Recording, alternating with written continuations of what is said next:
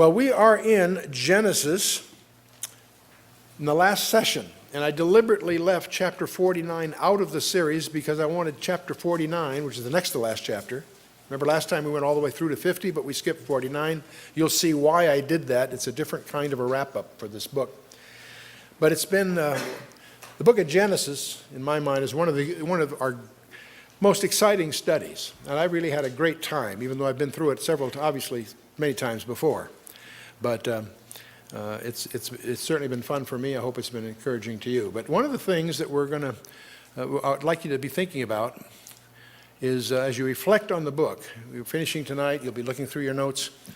You might re-skim your notes in the book and just try to find how many places the book focuses specifically on Jesus Christ.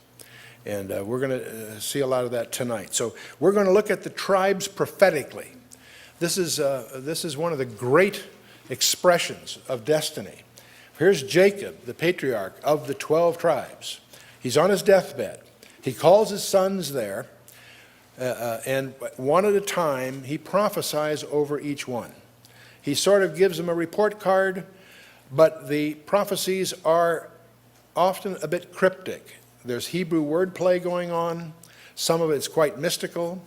Some of it's quite clear and quite startling. Some of it is still a challenge to many scholars as to what's going on here. But we're going to do something in addition to that, because when you go through your Bible from Genesis to the end of the Torah, Genesis, Exodus, Leviticus, Numbers, then Deuteronomy. Deuteronomy, many of you were with us in our Deuteronomy study, but I'll assume some of you haven't been. Deuteronomy is sort of to the Torah what Paul's epistles are to the New Testament. Because the book of Deuteronomy is actually 3 sermons by Moses at the end of his life. But when you get to chapter 33 in Deuteronomy, Moses does something very parallel to what Jacob does. He comments on each of the 12 tribes, all but one. He omits one. We'll come to that. But I'm going to put in, if you can sort of imagine it in parallel, as we go through chapter 49, we're going to also take a look at Deuteronomy 33. They latch up. So it may be, because what we're going for here is not just chapter 49, but a perspective of the 12 tribes in advance. Bear in mind, they're just sons around Jacob's bed, but they're going to be the primary tribes in the history of Israel, all the way through to the book of Revelation. So chapter 49, here we go. Now the patriarchs, to refresh your memory, remember Abraham had under Sarah Isaac. Isaac marries Rebekah, through which he has 2. Just as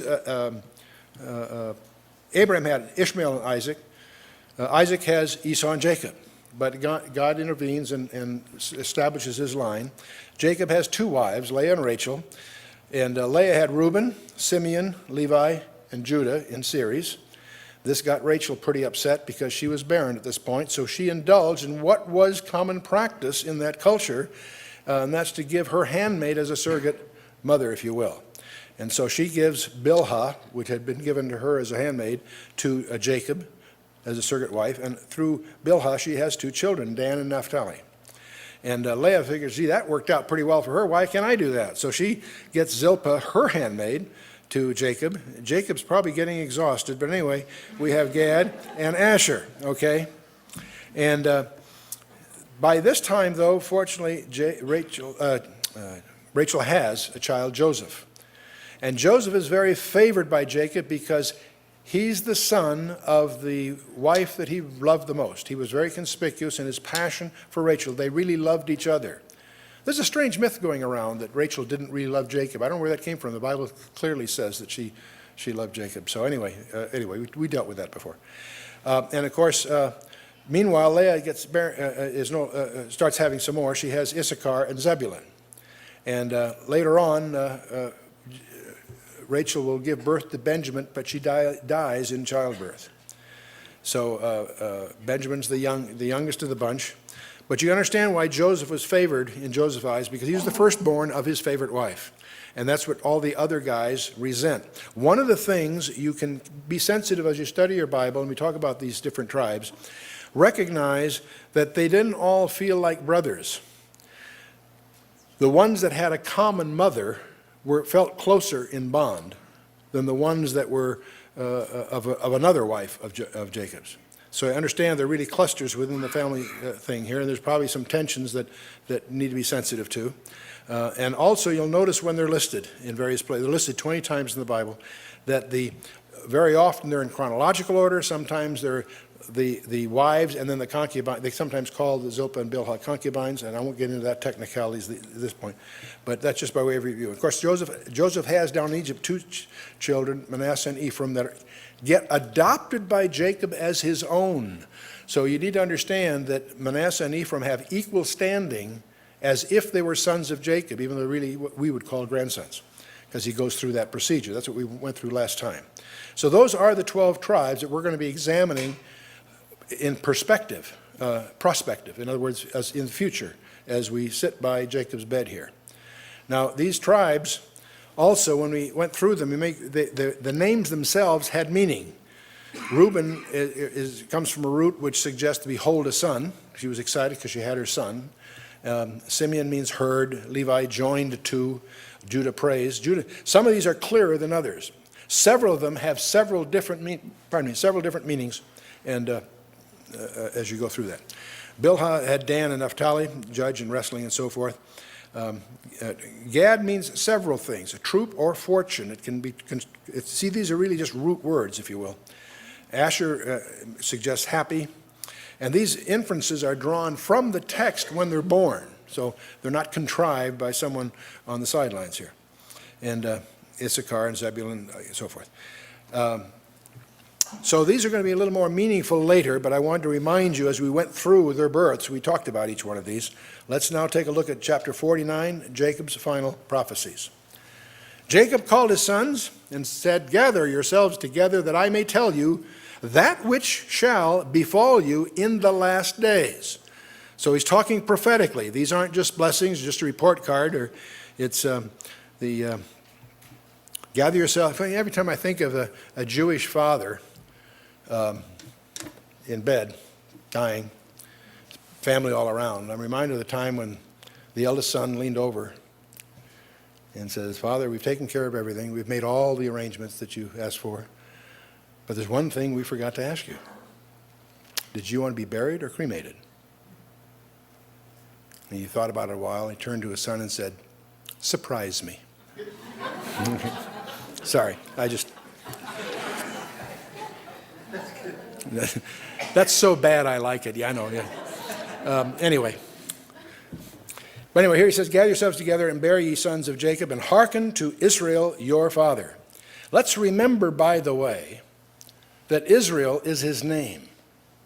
It's the name of a nation, but in other words, don't try to make distinctions between Israel and Jews.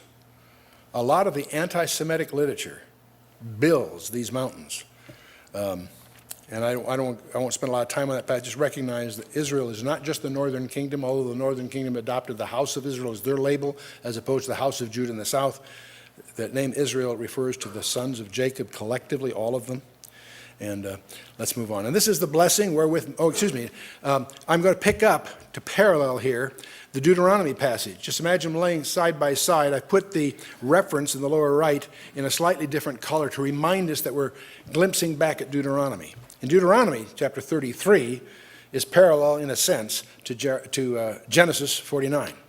Deuteronomy opens up with Moses. This is the blessing wherewith Moses, the man of God, blessed the children of Israel before his death. Now bear in mind, from Genesis' point of view, this is 5 chapters later, or 4 chapters later, in other words. At the end of Genesis, the beginning of the Torah, Deuteronomy at the end of the Torah. And of course in the days of Moses. So let's try to remember that Moses is speaking, many years ahead. And he said, the Lord came from Sinai and rose up from Seir unto them, and he shined forth from Mount Paran, and he came with 10,000s of his saints. From his right hand went a fiery law for them. And so this is Moses closing the Torah, if you will, in the final chapters of the final book of the Torah. He says, yea, he loved the people, speaking of God, yea, he loved the people, all the saints are in thy hand. They sat down at thy feet, every one shall receive of thy words. Moses commanded us a law, even the inheritance of the congregation of Jacob. For he was king in Jeshurun, when the heads of the people and the tribes of Israel were gathered together. Here's a word you don't see very often, maybe 3 times in the Bible, but it's like a pet name for Israel. And there's a whole Hebrew wordplay going on here. It really is tended to suggest the dear, upright people. You'll find it in Deuteronomy 32 as well as here in 33, and you'll find it in Isaiah 44. And I won't get into all the wordplay, but the Septuagint translates it, the beloved one, using agapeo. It's actually using the perfect participle passive of the Greek, agapeo, for the label. But it's a term of endearment. We don't have to go further than that. It's just it wouldn't be, as you read in your Bible, it might throw you, what's this all about? It's just a term of endearment for Israel that you find occasionally used. When the heads of the people and the tribes of Israel were gathered together. Getting back to Jacob now. He starts with Reuben. He's the firstborn, right? Reuben, thou art my firstborn, Jacob says, my might and the beginning of my strength, the excellency of dignity and the excellency of power.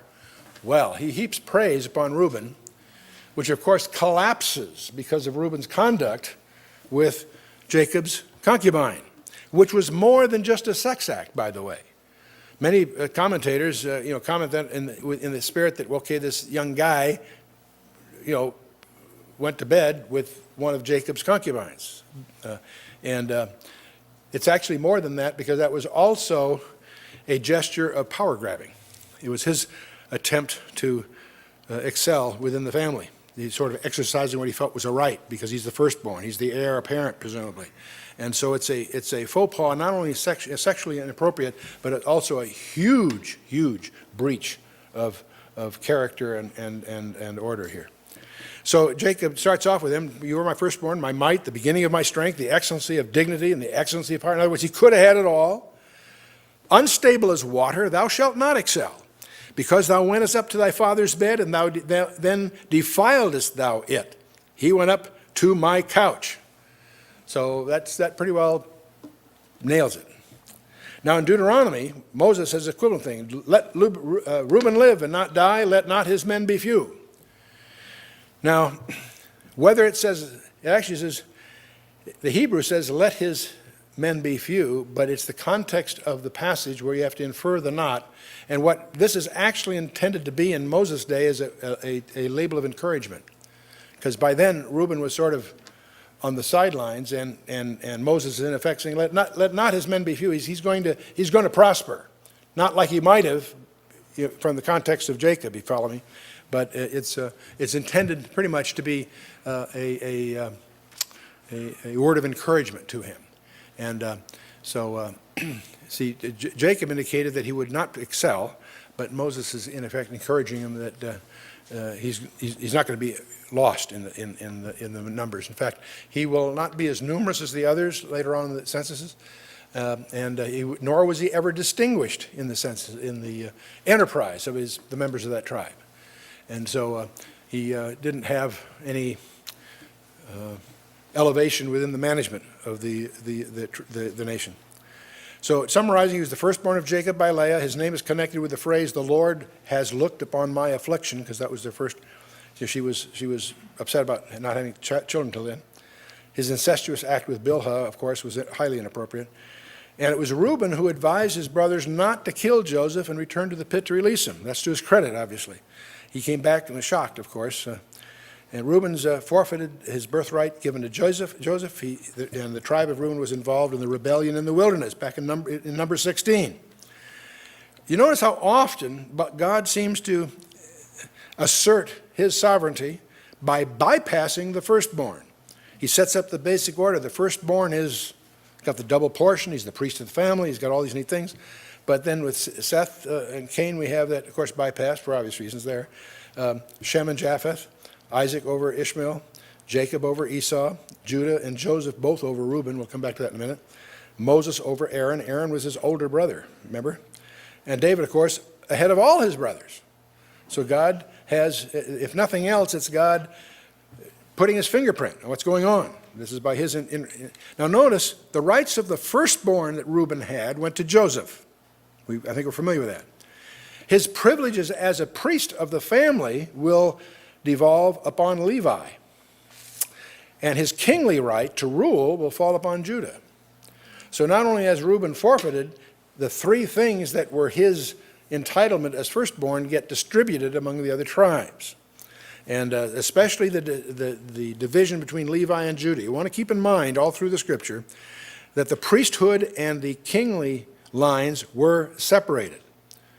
And you could facetiously say this is separation of church and state, but I hate to even make that quip because it'll confuse people. There is no separation of church and state in our Constitution. That's a contrived ruling by the adversaries of order. But anyway, Reuben, unstable as thou shalt not excel, had preeminence. The tribe as not aiming to excel, unfortunately chose a settlement on the other side of the Jordan. Remember that there were 2.5 tribes that chose to stay on the east of the Jordan. Moses said, okay, but you've got to come with us to fight the battle, but once you've conquered the land, you can come back and inherit. And they did do that. Reuben, Gad, and the half tribe of Manasseh. So Reuben's among them that are on the east of the Jordan. Very, very attractive ground in those days, but at the same time also the buffer between them and their enemies. So they're the first always to get captured and so forth. Now, prophecy of Moses, back in Deuteronomy, said, let not his men be few. The first numbering was 46,500 in Numbers 1, and the second numbering in Numbers 26, they declined a little. Most of the others increased. So they didn't disappear. They didn't get really clobbered, but they let not his men be few. In other words, he was able to somewhat hold his own. No judge, no prophet or prince, apparently, is found of that tribe. So they didn't excel. Well, let's go to two others. Jacob lumps them together, Simeon and Levi. Why do you think he lumped them together? Well, because they joined forces, didn't they, with Dinah and all that. Anyway, Simeon and Levi are brethren. The instruments of cruelty are in their habitations. You can tell this whole business at Shechem was on his mind. O my soul, come not thou into their secret, unto their assembly. Mine honor be not thou united. For in their anger they slew a man, and in their self-will they digged down a wall. Cursed be their anger, for it was fierce, and their wrath, for it was cruel. I will divide them in Jacob and scatter them in Israel. Well, this is a pretty interesting prophecy because Simeon, can you find the area in the land that's known as Simeon? It gets absorbed. And Levi didn't inherit ground. They inherited 48 cities, remember? Because the Lord was their inheritance. So the priests, the Levites, and the priests are a subset. Not all Levites are priests. To be a priest, you have to be a descendant of Aaron, right? So, but anyway, it's interesting that in two separate ways they were scattered, or so forth. And of Levi he said, let thy Thummim and Urim be with thy Holy One. Excuse me, by the way, we switched to Deuteronomy here. This is Moses speaking, because by then this has all been ordained. Of Levi he said, let thy Thummim and Urim be with thy Holy One, whom thou didst prove at Massah, and with whom thou didst strive at the waters of Meribah, who said unto his father and to his mother, I have not seen him. Neither did he acknowledge his brethren, nor knew his own children, for they observed thy word and kept thy covenant. They shall teach Jacob thy judgments. These are the teachers, right? The Levites are teachers. That was their role in the community. They were the teachers. They shall teach Jacob thy judgments and Israel thy law. They shall put incense before thee and the whole burnt sacrifice upon thine altar. Bless, Lord, his substance, and accept the work of his hands. Smite through the loins of them that rise against him, and of them that hate him, that they rise not again. It's interesting how the Levites, yes, they participated with Simeon in that cruelty over Dinah and all that, but they also are jealous of the Lord's sanctity. They were the ones that stood with Moses in the big showdown in the Exodus. And that's one reason they're rewarded with the priesthood as their role in the community. And they don't assume that these guys are namby-pamby guys. These are a rough bunch of guys, tough guys. The name is linked with the root meaning to join. That's going to be important later. I'm going to show you something. They were involved in that vengeance over the seduction of Dinah that we talked about. They did express intrinsic zeal against idolatry, and that's why they got appointed as the priests. That was in Exodus 32 and so forth. They were exempt, because they were the priests, they were exempt from enrollment in military duty. That's why they're not in the marching order. So you always have 12 tribes, whether or not they're marching. If they're marching, you don't have Levi, but they split Joseph into 2 to get 12. There's always 12 tribes, whether or not you include one. So you have to understand how they play that game. And of course, the They're subordinate to the sons of Aaron, which is, of course, in other words, the sons of Aaron were the priests. They were the senior ones. Teachers of the law through that, and they were also judges. And they guarded the king's person in the house in times of danger. So this is like the Praetorian, the Jewish equivalent to the Praetorian Guard, probably. Now Simeon, second son of Jacob by Leah, he also was associated with Levi in that vengeance against Hamor and the Shechemites. Simeon was the one that Joseph had detained in Egypt as a hostage, if you recall. So he got a little extra. Benjamin got a little extra in the positive sense. Simeon got a little extra in the negative sense. And it's interesting that his father, when dying, pronounced a malediction against him to be divided and scattered. It's interesting when you compare the numbering in Numbers 1 and Numbers 26 that Simeon decreased by 2/3 in the watering of the wilderness. And so he dwindled in number and ultimately sank into insignificance. I'm always amused when people want to talk about the 10 lost tribes of Israel. They like to think, well, gee, there's Benjamin and Judah in the south and all the rest up there. Except they ignore a few things. Where is Simeon? He wasn't up there, he's in the south. And by the way, where are the Levites? They all moved to the south. So first of all, if you've got 10 tribes, you've lost one of your 10 that you've lost. There's only 9 that are lost, right? Because there's 4 in the south. I found them. Guess where I found them? In the Bible. So that's part of the whole problem with the 10 tribe myths that go around. It's interesting, though, that Simeon, Moses pronounces no blessing. And you go through the Deuteronomy account, you won't find Simeon. He's not mentioned. But they didn't lose their identity, by the way. There were 13 Simeonite princes in the days of Hezekiah in 1 Chronicles 4. So they didn't disappear. But Moses just didn't, at least we don't have any record of him commenting on Simeon. Now we get to the main one, in a sense, for Jacob. He gets to Judah. And this is the longest one of the series, I believe, for Jacob in Genesis. Judah, thou art he whom thy brethren shall praise. There's a pun here because the word Judah means praise. All through these things, there's Hebrew wordplay, and I don't want to take the whole time wading through that for you, but you should understand much of what's going on behind the scenes here is wordplay. But anyway, Judah, thou art he whom thy brethren shall praise. Thy hand shall be in the neck of thine enemies, thy father's children shall bow down before thee. Thy father's children, your brothers, are going to bow down to you, in effect, what he's saying. Judah is a lion's whelp. From the prey, my son, thou art grown up. He stooped down and he couched as a lion and as an old lion. Who shall rouse him up? Then you get to this verse, and of all the verses in this chapter, you may want to hang on to this one, verse 10, because it's a prophecy about Judah you'll want to embrace. Jacob says to Judah, the scepter shall not depart from Judah, nor a lawgiver from between his feet, until Shiloh come. And unto him shall the gathering of the people be. Now, this word scepter refers, of course, to their tribal identity and their right to apply the Mosaic laws, and included in that is the right to administer capital punishment. That's the way you can tell whether you're in charge or not. Do your governors and so forth have the authority to administer capital punishment? If they have to go to some king, that's a testimony of the fact you're subject to somebody else. See, the capital punishment was sort of a bellwether here, litmus test as to whether you're sovereign or not. So that's what the scepter really turns out to mean. The word Shiloh technically means to whom it belongs, but it was recognized by the early rabbis and the Talmudic scholars as referring to the Messiah. It's a messianic term. The Targum Onkelos, the Targum Pseudo-Jonathan, the Targum Yeshuralami, the Jerusalem Targum, all of them agree. This is a messianic verse. Now, what makes this thing particularly provocative is to understand what actually happened in history. Because Herod the Great died about 4 BC. There's some ambiguity there but among some scholars. Among his sons, Herod Antipater was murdered. In fact, along with most of the family. In fact, the quip that went around, it was safer to be a dog in Herod's household than a member of the family, because he murdered all his possible rivals. But the one that was left was Herod Archelaus, and he was appointed ethnarch by the Caesar Augustus.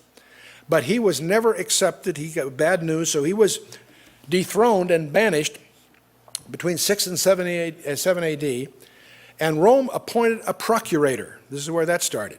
Coponius was appointed procurator. And by the way, this transfer of power is documented in Josephus in several places, in Antiquities and also in the War on the Jews, both of his major works. The point I want to make here is the priests at that time, it's recorded in the Jerusalem Talmud and elsewhere, they felt, when Coponius was appointed procurator, they recognized that the scepter had departed from Judah. Because there's a whole bunch of instances that occurred, but clearly Coponius administered the Roman law, that only he had the power to administer the death penalty. You saw that in effect in the Passion with Christ, that they had, as vicious as those priests were, and they might unlawfully stone somebody, that was all against the law. They had to go to the Romans to get permission for the execution. And that's what that was all about. But the point is, the high priests were so upset because they actually believed that the word of God had failed, had been broken. The priests put on sackcloth and ashes and marched around the city of Jerusalem, weeping, "Woe unto us, for the scepter has departed from Judah, and the Messiah has not come." I mention that because it's a matter of historical record in several places. But it's interesting that it also tells you what they believed that verse meant, that it was messianic, and the idea was that the scepter would not depart from Judah until the Messiah would make his appearance. This was in 7 AD. What they didn't know is there was a young boy in a carpenter shop that his dad owned up in Nazareth. Jesus was probably at this time about 9 years old. He had come. And by the way, say no one recognized. Yes, they did. Simeon did and Anna did, remember?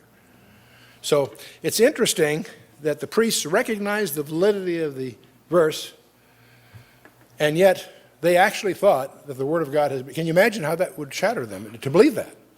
Rather than look around and say, gee, maybe we've overlooked one. Huh?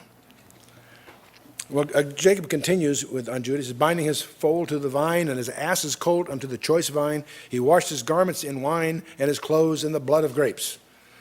His eyes shall be red with wine and his teeth white as milk. This sounds strange to our ears, but what it really is poetic language to describe how wonderful it's going to be when the Messiah is reigning.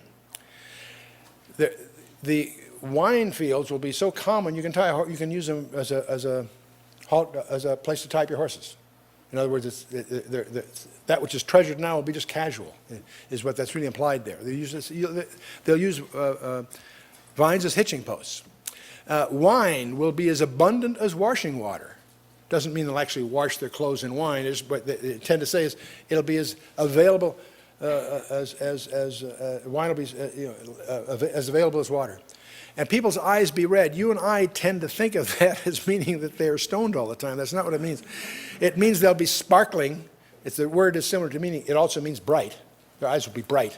And so and their teeth will be white from drinking. It's a poet's way of expressing that the delicacies will be readily available, and it's going to be just a time of abundance is what's really being communicated here. However, be alert. It is interesting. That's what I believe Jacob was communicating, a millennial kind of blessing here. But it's interesting to realize that your vestments and mine are washed in his blood. So you can carry that typology a little further if you want to. In Deuteronomy, Moses' equivalent thing, he said, this is the blessing of Judah. And he said, hear, O Lord, the voice of Judah, and bring him unto his people. Let his hands be sufficient for him, and be thou a help to him from his enemies. And indeed God was. So Judah means praise. The root means to praise. He intercedes for Joseph's life when the brethren are about to kill him. And he's the one that proposed the sale to the Ishmaelites as a way of keeping him alive. See? Of course, he had this tawdry, horrible thing in Genesis 38, the incest with Tamar, but he was tricked into that. He was loyal to the house of David at a very critical time when the revolt of the 10 tribes occurred. Judah was loyal to David. And he led the first division of Israel on their journeys, commissioned of God to lead the conquest of the promised land. And it was the tribe of Judah that made David king in 2 Samuel 2. Let's move on to the next one. Zebulun shall dwell in the haven of the sea, and he shall be for a haven of ships, and his border shall be unto Zion, is what Jacob said. His border shall be unto Zion. And of Zebulun he said, this is Moses now, Zebulun he said, rejoice, Zebulun, thy going out, and Issachar in thy tents, they shall call the people unto the mountain, for they shall offer sacrifice of righteousness, for they shall suck of the abundance of the seas and of the treasures hid in the sand. Now, by the way, I was very disappointed. I was trying to dig into the commentaries. What does this treasures in the sand refer to? And I can't find anyone that makes a reference to it. So there's two possibilities that pop into my mind. I have no basis for this. An oil man might say, maybe that's a hint that there's oil in that region. But there have been oil men in Israel you hear all these stories where they're hoping to get oil. So far, I haven't heard of any really significant finds. But the other thing that occurs to us in this century, if you'd want to talk about silica, it's interesting that in the Middle East, Israel's the Silicon Valley. Intel has plants there. The technology reach of Israel is substantial.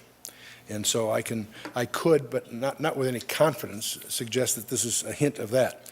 But Zebulun shall dwell in the haven of the sea, he says. Well, it turns out that in Galilee, to the north of Issachar and to the south of Asher and Naphtali, and between the Sea of Galilee and the Mediterranean is where they abide. And that was a very rich area, and that's because they were between the Phoenicians, which are doing all the sea trade, and they're also between Galilee, which was a key point. So this part of Galilee enjoyed also a large part of the Lord's ministry, obviously, because that's where he did most of his work, up in the Galilee, not down in Jerusalem. And that's all emphasized in Isaiah 9 as well as Matthew 4 and elsewhere. But Issachar, Jacob says, Issachar is a strong ass couching down between two burdens. This is in the King James. I'll come back to that. And he saw the rest was good, and that the land it was pleasant, and he bowed his shoulder to bear and became a servant unto tribute. The word hamor gerem in the Hebrew actually refers to a bony ass, and what it refers to, it's not a derogatory term. What it's referring to is the kind of animal, not a wild animal that was fast on his feet, but rather a very powerful beast that's very submissive to his master to get work done in exchange for being at peace to lie under the trees when not working. That's sort of the image that's portrayed here. And Issachar, located in the fertile part of the country, and they would submit to the Canaanite invaders, and instead of fighting, the men would submissively allow themselves to become slaves of the invaders, and they would prefer the shame of slavery to the challenge of courageous action. So that may be what's been embodied in here. So the ninth son by Leah, and remember, it was the word really suggests my hire, because of the mandrakes thing that Leah dealt with. And this prophetic blessing that Jacob corresponds to the one that Moses echoes later. It's interesting, though, only Judah and Dan are stronger than this one, because their 64,000 went to 87,000 by the time you get to 1 Chronicles. So they are a strengthening tribe, even though they're submissive. They got the richest portion of all the tribes, the Jezreel Valley. At least that's the way it is today. Now we get to Dan. Here's a mystery one. Dan shall judge his people as one of the tribes of Israel. That's what the word Dan means, is judge. Dan shall be a serpent, by the way. The word there is nachash. Same word as used in Genesis 3. Dan shall be a serpent, by the way, an adder in the path that biteth the horse's heels, so that his rider will fall backward. And in the Hebrew, the adder is actually an arrow snake, but it's a good thing. I have waited for this. And then Jacob inserts here a little salutation. It may or may not have anything to do with Dan. He says, I have waited for thy salvation, O Lord. That may be just a divider of some kind. But when you get to Moses, he said, and of Dan he said, Dan is a lion's whelp, he shall leap from Bashan. Now Bashan is the Golan Heights area, but it also, that was a cattle country, and the bulls of Bashan were legendary, but it was also the region of Og, the king of the giants. So the word Bashan carries connotations of evil. So, but Dan was the first to fall in idolatry. And that's what most people believe that means about biting the horse. The rider falls backwards. Now he's not helping. He's causing problems. And in Judges 18, they're the first tribe to introduce genealogy. You'll notice not only are they omitted in the sealing of the 12 tribes in Revelation 7. That's where it's always because where's Dan? Dan's not there. He's not sealed. But you'll also notice if you study all the genealogies, the names of Dan's sons are omitted. In Genesis 46, we encountered it, and also in Numbers 26. There's a genealogy of all the 12 tribes. They're in their sons and sons and sons. When you get to Dan, there's the word Hushim. His name seems to be blotted out. In fact, it's literally blotted out in the genealogy of 1 Chronicles 1 through 10, and in Revelation 7. He's mentioned last when he is mentioned in Numbers 10 and Joshua 19 and 1 Chronicles 27 and so forth. Now, the thing that strikes me as I study the Scripture, I almost get the feeling that the Holy Spirit had a problem with Dan all the way through the text, because he apparently knew what was going to happen. Because you have to give him, the Holy Spirit credit. He would know the end from the beginning. He's God. But the fact that Dan was the mechanism by which adultery in the land is part of what's being laid out here. When you get to the name, when his sons are omitted, but you won't notice in your English Bible because you'll see the word Hushim or Shusham, which are words meaning pit diggers. It's an epithet rather than their names, you see. So we get to the next one, Gad. Now this one's complicated because there are 6 Hebrew words in verse 19 that play on the name Gad in the Hebrew, which word actually means attack. Gad, a troop shall overcome him, but he shall overcome at last. There's some real translation challenges here. Gad will be attacked by a group of attackers, but he will attack. And the word Gadad means to break into or attack. And so border raids were often experienced by the tribes that settled east of the Jordan. He was one of the ones, Reuben, Gad, half-tribe Manasseh, picked the east, and that turned out to be a bad choice from the point of view of their exterior enemies. That's true today with the Golan Heights and all of that. And of Gad he said, this is Moses now, of Gad he said, blessed be he that enlargeth Gad, he dwelleth as a lion, he teareth the arm with the crown of the head. He provided the first part for himself, because there in a portion of the lawgiver there was he seated. He came with the heads of the people. He executed the justice of the Lord and his judgments of Israel. So Gad is Jacob's 7th son by Zilpah, Leah's handmaid, brother of Asher, which means fortune and luck. Asher does. The tribe was fierce and warlike. And it's interesting that in 1 Chronicles 12, they were the strong men of might, men of war for battle. They could handle the shield and buckler, and they had their faces like lions, and rose upon the mountains of wilderness. Swiftness is the way it's recorded there. So that seems to be a fulfillment of the predictions that you find in the Torah. Elijah, by the way, was of this tribe. Out of Asher his bread shall be fat, and he shall yield royal dainties. Asher's area would be fertile and productive, providing rich food. The tribe settled along the rich northern coast of Canaan. And so that was good ground. Moses said of Asher, let Asher be blessed with children, let him be acceptable to his brethren, let him dip his foot in oil. Thy shoes shall be iron and brass, as thy days, so shall thy strength be. So Asher, his bread shall be fat, and so forth. He settled, let's say, in the northern part, Mount Lebanon to the Mediterranean, inclusive. Royal dainties could be referring to workmen and materials, which of course were provided from that region for the temple and so on, to David and to Solomon, 2 Samuel 5 and 1 Kings 5. And he kept the Passover under Hezekiah, in contrast to the others. In other words, Asher demonstrated faithfulness to the Mosaic priesthood. And by the way, to this tribe belonged the prophetess Anna, which occurs in Luke 2. There's a member of the 10 tribes that wasn't lost. She was there, very conspicuous, in Luke chapter 2. Let's go to Naphtali. Is a hind let loose. He giveth goodly words. And Moses said of Naphtali, O Naphtali, be satisfied with favor, so full of the blessing of the Lord, possess thou the west and the south.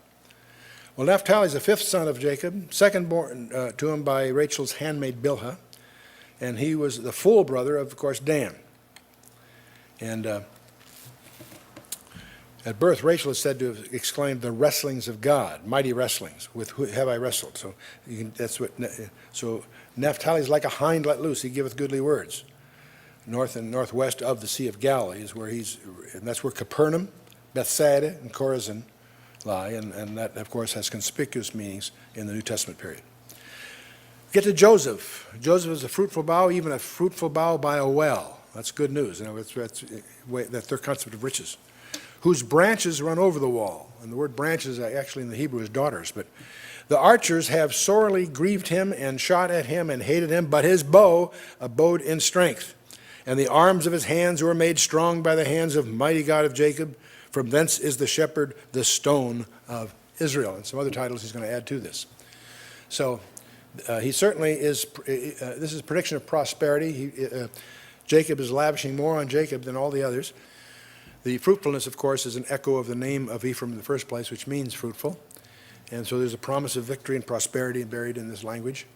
And, of course, the victory in battle was experienced by Joshua, Deborah, Samuel, and the whole tribe of Ephraim, by Gideon, Jephthah, both of them from Manasseh's tribe. So there's a whole history you can bring to bear in this. Jacob continues, even by the God of thy father who shall help thee, and by the Almighty, El Shaddai, in other words, who shall bless thee with blessings of heaven above, blessings of the deep that lieth under, blessings of the breasts and of the womb. The blessings of thy father have prevailed above the blessings of thy progenitors, and to the utmost bound of the everlasting hills. They shall be on the head of Joseph and on the crown of the head of him who was separate from his brethren. This, of course, is the proud father echoing the joy of this reunion that he's just experienced before dying in Egypt. And of Joseph he said, this is Moses now, and of Joseph he said, blessed of the Lord be his land, the precious things of heaven, for the dew, and for the deep that coucheth beneath, and for the precious fruits brought forth by the sun, and for the precious things put forth by the moon, and for the chief things of the ancient mountains, and for the precious things of the lasting hills, and for the precious things of the earth and fullness thereof, and for the good will of him that dwelleth in the bush, let the blessing come upon the head of Joseph, and upon the top of the head of him that was separated from his brethren. So again, echoing pretty much Jacob's thing. His glory is like the firstling of the bullock, and the horns like the horns of the unicorns. With him he shall push the people together to the ends of the earth, and they are the 10,000s of Ephraim, and they are the thousands of Manasseh. Again, see, Ephraim's the dominant of the two tribes, the younger one. Well, Joseph, of course, means may he, God, add. It means adding his sons, and indeed he brought two extra brothers into the family, so to speak. He firstborn of Rachel, the loved wife. He was favored, then despised, then sold, and finally exalted. And there are over 100 ways can be listed that he was a type or a foreshadowing of Jesus Christ. Now, some of that 100 that Arthur W. Pink has, and we'll have in our appended to our notes, are, you say I was reaching a bit, but still it's pretty interesting. Ephraim is the second son of Joseph, of course, adopted by Jacob, put before Manasseh, the firstborn. He was the leading tribe of the northern kingdom that called himself of Israel, house of Israel. And Manasseh, which means forgetfulness, first son of Joseph. And he, of course, was also adopted by Jacob, but second to Ephraim. And Manasseh's tribe was known for its valor. Gideon in the west and Jephthah in the east are very prominent in the book of Judges, chapter 6 and 11. And their inheritance was split. They're the one that split, they straddled the Jordan. Half tribe east of the Jordan, half tribe west of the Jordan. Numbers 32 and Joshua 16. Get to Benjamin. Benjamin shall raven as a wolf. In the morning he shall devour the prey, and at night he shall divide the spoil. The Old English word raven means to prey with rapacity. And it speaks of fierce cruelty. And Benjamin sure was. You remember what he did to the concubine there in the book of Judges. And here's a tribe with a violent spirit, very, very good warriors. It's interesting that Saul was a Benjamite, as was Jonathan, incidentally. And Moses says of Benjamin, he said, beloved of the Lord shall dwell in the safety by him, and the Lord shall cover him all the day long, and he shall dwell between his shoulders. It's interesting that the area of Benjamin is very small, but it is the part that Jerusalem sits in. The boundary there is the Tyropoeon Valley, because the Mount Zion is used collectively for the whole area. But technically, you've got Mount of Olives, the Kidron Valley, Mount Zion, and south of them, of course, is the Hinnom Valley. But the point is, the part that is Mount Zion technically is not in Judah, it's in Benjamin. So he literally, his portion is between the shoulders, topologically.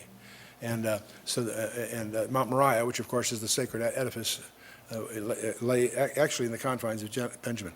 So he's the youngest son of Joseph, called the son of my right hand by his father. He renamed him. Benjamin is a ravenous wolf, of course, 49 says. He was known as ferocious in 2 Samuel 2, 1 Chronicles 8, and several other places. And his notable heroes from this tribe, bear in mind, it was a tribe so small, they had to muster daughters to keep it alive at the end of the book of Judges. But they sure spawned a number of heroes. Ehud, who delivered Israel from the Moabites in the book of Judges. Saul, the first king, and also his son Jonathan, obviously, are from Benjamin. Queen Esther is from Benjamin. And of course, the Apostle Paul is a Benjamite. And so this is a distinguished group. They have earned a reputation for bravery and skill in war. And they're noted for their slingers with their left hand and all that business that we went through in Judges 3. So that wraps it up. Jacob says, all these are the 12 tribes of Israel, and this is it that their father spake unto them and blessed them. Every one according to his blessing he blessed them, and he charged them and said unto them, I am to be gathered unto my people. Bury me with my fathers in the cave that is in the field of Ephron the Hittite, in a cave that is in the field of Machpelah, which is before Mamre, in the land of Canaan, which Abraham bought with the field of Ephron the Hittite for a possession of the burying place. There they buried Abraham and Sarah his wife, and there they buried Isaac and Rebekah his wife, and there I buried Leah. The purchase of the field and the cave that is therein was from the children of Heth. And when Jacob made an end of commanding his sons, he gathered up his feet into the bed, yielded up the ghost, and was gathered unto his people. And we read chapter 50, the burial and all that last time. So a couple of things. These tribes are listed 20 times in the Scripture. I thought I'd go through each one in detail. No, relax, I'm kidding. But they are listed in Genesis, the natural order, the entering Egypt, and then here we just went through the prophetic blessing. They are listed when entering Egypt with Joseph omitted, already being in Egypt. In Numbers, we have the leaders with Levi omitted. We have the first census, Levi omitted. Then we have the order of the camp, and I'm going to come back to that here in a minute because there's some surprises in that. And the order of the camp was given 3 times in 2, 7, 10. In the order of the offerings, order of march, the spies, second census in chapter 26, and then dividing the land in Numbers 34. Again, the eastern tribes east of the Jordan were omitted in that listing. In Deuteronomy, we have blessings and cursings. You remember that back in Deuteronomy 27?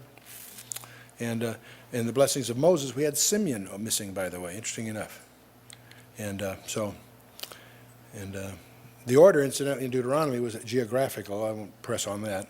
In Joshua, we have the allocation of the territories in great detail in 4 groups to furnish the cities for 4 classes of priests. And then in Judges, we have the Song of Deborah. And there, Judah and Simeon are omitted because it's really happening up north. And in Chronicles, we have genealogies. Zebulun there is omitted, and Dan in verse 7, strangely. Officers under David, Gad and Asher omitted. Ezekiel, we have the kingdom divisions in the millennium listed. In Revelation, we have them listed again, in Revelation 7, with Dan very conspicuously omitted, very profound. The 12 tribes, and we had the names. I won't go through them all again, just to refresh your memory, though. I want to talk about that a little bit. If you take Revelation 7, and see, they're listed in this particular order, which is a strange order in some ways. It's not chronological, and it's not by mothers. It's a strange order. Not only is Dan missing, and you'll notice in this order there are 2 tribes that are missing. Can you spot the 2 tribes that are missing in Revelation? Everybody knows Dan is missing. That's well known. There's another tribe missing, at least not named. Can you find the tribe that is not named here? I can't hear you. Who? Ephraim. Very good. I couldn't hear you. Good. Yes, exactly. See, Manasseh's dealt with, when you get down here next to the last, is Joseph. Well, if you already dealt with Manasseh, well, who's left? Ephraim. Well, why did the Holy Spirit label it Ephraim? Because Ephraim was one of the 2 tribes that idolatry entered the land. Remember under Jeroboam? He becomes very conspicuous. That's where the golden calves and all that were reestablished. But if you take the names of these, Judah means praise the Lord. Reuben said he has looked upon my affliction. Gad says granted good fortune. Asher's happy am I. Naphtali speaks of my wrestling. Manasseh means he made me forget my sorrow. These are quotes from the fathers or mothers. Simeon, God hears me. Levi, God has joined me. Issachar has purchased me.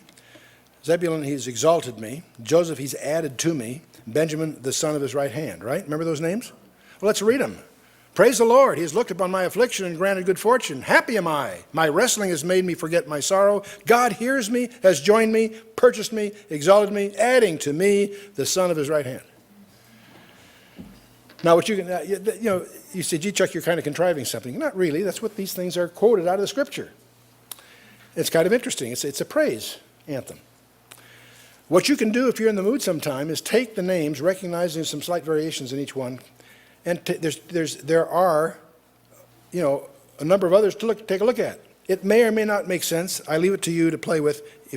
Your beauty is in the eye of the beholder. Huh? The camp of Israel. I got over that. It's interesting.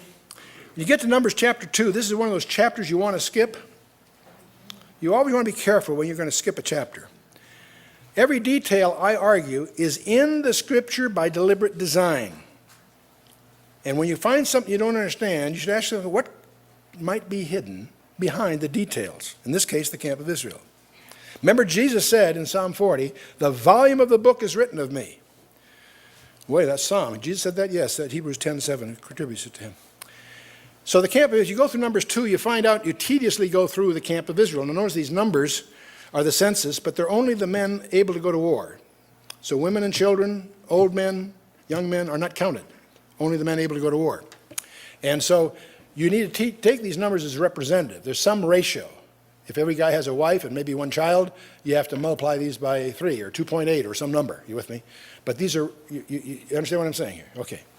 So you discover Judah has 600 and Issachar 54,4 and Zebulun 57,4. You go through these numbers. Say, gee, that's exciting, Chuck. What am I supposed to see there? Bear with me. We need to know something else about the camp of Israel. Do you remember we went through the signs in the heavens? Remember we had the different sides that we call the zodiac in the pagan world? And they call it, we have a thing called, they call it the Mazzaroth. Remember we looked at that in Genesis. And the Mazzaroth, all the stars have a name, the Scripture tells us, both in the Psalms and Isaiah. The word zodiac, by the way, comes from the word sodi, which means the way. If you look in the book of Acts, before they were called Christians, it was called the way, remember? It's interesting. Most of our insights of the ancient ecliptics and so forth is from the Temple of Dendera, 2000 BC. And there actually is such a place, and we have copies of the what we call the zodiac. And there's not only are there 12 signs of the zodiac, each sign has several associated with it. The first is Virgo, the Virgin. It has the Coma, the Centaurus, and Bootes. And I'm not going to go through these again in detail, but just as by way of refreshing what we went through. Libra, I'm using the pagan names here because that's what the astronomers use for geographical, for positioning. Don't accuse me of astrology. That's a whole other nightmare. Libra, the concept of Libra has associated with it the cross, lupus or victim pierced to death, and the corona of the crown. And the Scorpio has the serpent, Orpheus wrestling with the serpent, and Hercules, the mighty man. These are the labels of the constellations associated with each of the major constellations by the vestiges of the mythology that has come since the Babylonian captivity. All this gets corrupted in Babylon. It had different labels earlier. Sagittarius had Lyra the eagle with the lyre, Ara the altar, Draco the dragon. And we go through all of these, but you end up, of course, ultimately with, I don't have to go through each one of these because I don't want to run this too long, but you finally get, this all builds up to, of course, Leo the lion. And where we have the cup of wrath and, of course, the bird of doom and so forth. Now, let's just take one to show you what we see. The trick, you don't see these pictures in the sky. Every planetarium show is wrong. The stars were not that different in arrangement that far ago. They were a little bit different, but not that different. They were about 60 degrees different on the ecliptic because of calendar issues, but they were still in the same visible arrangement. They didn't see a woman there. The woman has a branch in one hand and an ear of corn in the other. This is Virgo the Virgin, as it's called. What you need to do is learn the names of the stars in the order of brightness in the constellation. They tell a story. The brightest star is Alpha, Alpha, which always called Alpha, is Spica, which means an ear of corn. In the Hebrew, it's Semek. In Arabic, it's Al-Simak, and in Egypt, it's Aspolia, which means seed. There are 20 Hebrew words that can be translated branch, but Semek is used exclusively of the Messiah as the branch. How interesting. Is that good? And, anyway, we'll go through all of it here. This is I'm going to say this is the promised seed of the woman with a branch in her right hand and ears of corn. Why ears of corn? Because except the corn die, and so forth. You know the story. Jesus explains that to you in John 12. Libra, let's just take one more, the branches. Hebrew word is manzanim, which means the scales or weighing. In Arabic, it's al-zubina, which is purchase or redemption. In the Coptic, it's lambadia, which means the station of propitiation. In Latin, Libra means weighing, is what it means. Alpha, the brightest star, is Zubin al-Ganubi, the price deficient. And the beta, the next one is the price which covers. See, our price is, we're deficient, but God has paid the one that covers. So the next one is the price of conflict, and this leads towards Centaurus and the victim slain, the deacons. And I won't go through all of these here. This is all by way of review. The point is, as you try to pierce through the corruption of the names and the fighting with the serpents, you finally get to Leo the lion, who's the hero of the whole piece. Lion of the tribe of Judah. And in Hebrew, it's Ari, the lion. It's associated with the tribe of Judah. This brightest star is Regulus, which means treading underfoot. And Denebula, which is the judge cometh. Denebula all said, the judge shall reign. The deacons are Hydra, the fleeing serpent, the creator of the cup of fire, and the cover. Now here's the point. If you go through these, Virgo speaks of the seed of the woman, the desire of nations, the man with a double nature and humiliation, and the exalted shepherd and the harvester. These are all embodied in Virgo and the associated deacons. Under Libra, you've got the price to be paid, the cross that endured, the victim slain, and the crown that was purchased in those constellations. Scorpio, you've got the conflict, the serpent's coils, the struggle with the enemy, and the toiling vanquisher of evil. Inside what we call Sagittarius is the double-natured one triumphing, the double-natured one triumphing, and they have discovered the key star is a double star. That's a recent discovery. He gladdens the heavens, and he builds fires of punishment. He casts down the dragon. Capricornus is actually life out of death, the arrow of God, pierced and failing, springing up again in abundant life. Aquarius is a man pouring water, life waters from on high, drinking the heavenly food, carrying the good news, bearing the cross over the earth. Pisces, multiplication of the Redeemer's people, upheld and governed by the land, intended bride bound and exposed, bridegroom exalted. Aries, the lamb found worthy, the bride released and making ready, Satan bound, the breaker triumphing. There are a handful of books that have, Bullinger, Seiss, there's 4 or 5 classic studies that will bring this out if you want to dig into it. We have a briefing called The Signs in Heavens that goes through parts of this. But anyway, the invisible ruler come, the sublime vanquisher, the river of judgment, the all-ruling shepherd. And the marriage of the Lamb, the enemy trodden down, prince coming in glory, princely falling. You won't find these in any astrology book, because they're all dealing with the mythology after Babylon. Cancer, the possession secured, lesser fold, the church of the firstborn, the greater fold, Israel. Safe folding into the everlasting kingdom. And then we have Leo, the king rendering, serpent fleeing, the bowl of wrath upon him, his carcass devoured. Signs in the heavens, we have a briefing on this. Now here's what I want to get to. So there are 12 signs.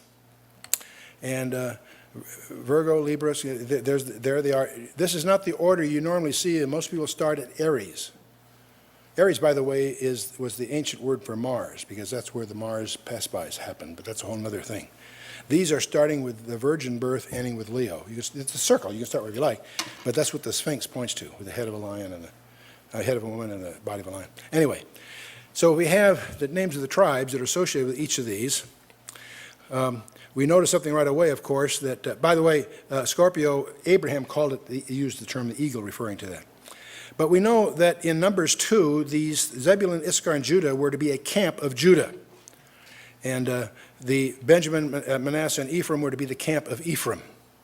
And Gad, Simeon, and Reuben was to be the camp of Reuben. And Naphtali, Asher, and Dan were the camp of Dan. You with me so far? And each one of these had an emblem on their thing reflecting the sign that was associated with them. Dan was the eagle, Reuben the man, Ephraim the ox, and Judah the lion. Are you with me so far? Okay, now let's come back. Oh, and by the way, they're to camp north, south, west, and east. Dan to the north, Reuben to the south, Ephraim to the west, and Judah, of course, to the east. So now we take these numbers that were so mysterious. Let's add them up to find out how big those camps are. Well, Judah is 186,000 on round numbers. And Ephraim's at 108,000. Reuben and Dan are both about 150 and change, huh? Well, we got a problem. Let's lay out this camp and let's realize how diligent the rabbis tried to be following the law. We sometimes smile that they seem to split hairs, but give them credit, they're trying to do exactly what they were told to do. Well, what in the center of the camp, of course, was the tabernacle, and the space around the tabernacle, and it was set so the opening of the tabernacle was to the east. So on our charts, we have, the north to the top. In biblical charts, or in most religious charts, whatever temples you're talking about, typically face towards the sunrise. So it's east is the designated, and certainly in this case, that's what the Bible calls for. So the opening of the camp was to on the eastern side. Moses and the priest were on the east side of the tabernacle, and the Kohathites, Gershonites, and Merarites were on the southwest and north sides of the tabernacle, each with their own specific duties as Levites. Moses and the priest on the one side, and the three families of the Levites on the other three sides. Now, they had, by the way, I forget the number, I think something like 20, in the numbers we're talking about, they had about 22,000 in the listing. So I don't know how much space they needed. You can imagine how many people there were, add for wives, whatever, and then figure out how many square footage you expect for a tent. Whatever that is, that's going to be our unit. We're going to make that our unit. That's the area of the Levites. Okay. Now the rabbis were told that the Judah was supposed to be to the east of the Levites. No problem. Camp of Reuben was to be the south of the Levites. No problem. That means, though, to be strict, you can't be southwest. Because if you're southwest, you're neither south nor west. You follow me? Think how like a rabbi would. So only the cardinal directions are ordained. Okay? And only the width of Levites' camp is implied. See, in other words, and what we'll do, we're going to make the length of the thing will be proportional to the population. So here we have the camp of the Levites. Gershonites were 7,500, Kohathites 8,600, Merarites 6,200, total for about 22,300, plus wives, whatever. But that's their unit. Whatever that is it 100 feet on a side? Is it 100 yards on a side? I couldn't care. That's our unit. You with me? Now, if I'm Judah, I have to camp to the east. So I can camp as wide as they are, because I'm still east of the camp, of the Levites, right? But I can't go wider. Okay? Now, if I'm Reuben, I have to be on the south side. My tribal standard is a man. And the other three, the other tribes, they all rally around my standard, and we set up our camp to the south of the Levites. But I can't go beyond the width of their camp, because if I want to put a tent down here, say in the southeast, I got a problem. Because that's southeast. It's neither south nor east. Can you think like a rabbi here? You're going to do what it says to do. Okay, Reuben, you have to stay on the south side. Okay? So southeast, southwest, northwest, northeast are places that are verboten. You can use that for something else. You can't camp there. So I don't know, maybe you can play a game of softball or whatever, fine. But anyway, so Ephraim camps to the west, Dan to the north. Right? Now, each one of these will take whatever length it needs to proportional to their population. So let's make this to scale. And what I usually like to do is I pretend we're going to go outside, and I got a special helicopter waiting. And this helicopter is very unique because it not only can carry us all the way to the Holy Land, it's a time machine. And we can crank it back to see what the camp looked like from the air as we approach. And we're going to approach the camp from the east, naturally, and we're going to see, an interesting thing. Now, Judah was 186,000, 150, okay, there we are. So if we develop that to scale, that's what the camp of Israel would look like from the air. What does that look like to you? A cross. How fascinating. Yeah, because the east and west, the east is the longest, the west is the shortest, and the other two are nominally the same length. And that's fascinating. When you apply that diligence to this, you've got a sketch from the air in Numbers 2 of the camp of Israel. I could phrase it another way, too. This is probably something like that Balaam saw from the hills in the book of Numbers when he was called upon by Balak to curse the land and so forth. It's also interesting that the four tribal standards, the ox, the eagle, the man, and the lion, are also echo in our ears from some other reasons too, because those are the four faces of the cherubim in the Bible. They also profile the four Gospels. And I'll let you sort that out on your own, but it's very clear the four Gospels each present a very specific perception of Jesus Christ. And Matthew is Jewish. He presents him as the Lion of the tribe of Judah, and he's very oriented to that. Mark is not interested in pedigree. He presents Jesus Christ as the suffering, obedient servant.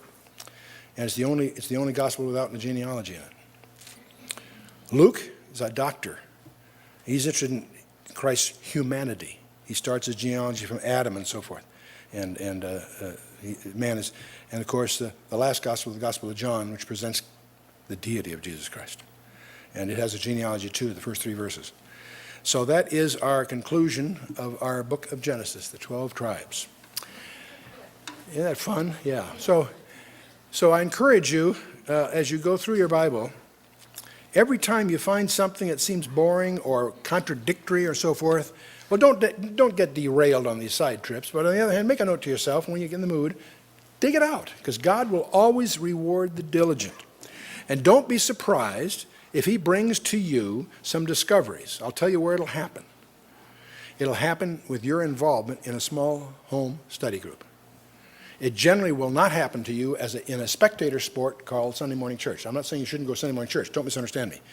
But where this happens is when you're engaging in a small group, sharing insights and going at a book of the Bible exegetically and expositionally.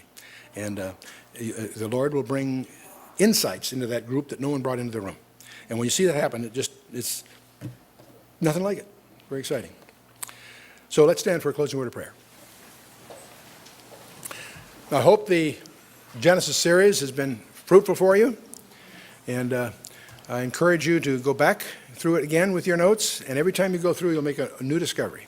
Let's bow our hearts.